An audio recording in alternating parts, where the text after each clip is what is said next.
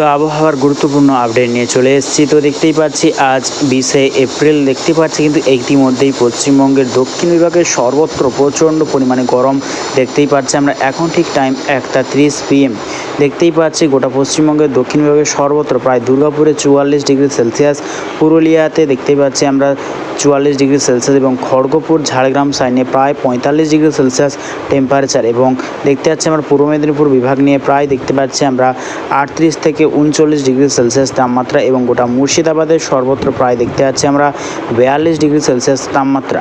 এবং দেখতে পাচ্ছি আমরা উত্তর দিকে যদি চলে যাই, যেমন দেখতে পাচ্ছি আমরা উত্তর দিনাজপুর, দক্ষিণ দিনাজপুর, শিলিগুড়ি, দার্জিলিং, আলিপুরদুয়ার এই সর্বত্রে প্রায় দেখতে পাচ্ছি আমরা 30 থেকে 32 ডিগ্রি সেলসিয়াস। এবং বাংলাদেশের রাজশাহী, মাহিরপুর সাইডে দেখতে পাচ্ছি আমরা প্রায় 41 থেকে 42 ডিগ্রি সেলসিয়াস টেম্পারেচার দেখতেই পাচ্ছি আমরা। এবং গোটা বাংলাদেশে দক্ষিণবঙ্গের সর্বত্র প্রায় 40 ডিগ্রি সেলসিয়াস টেম্পারেচার।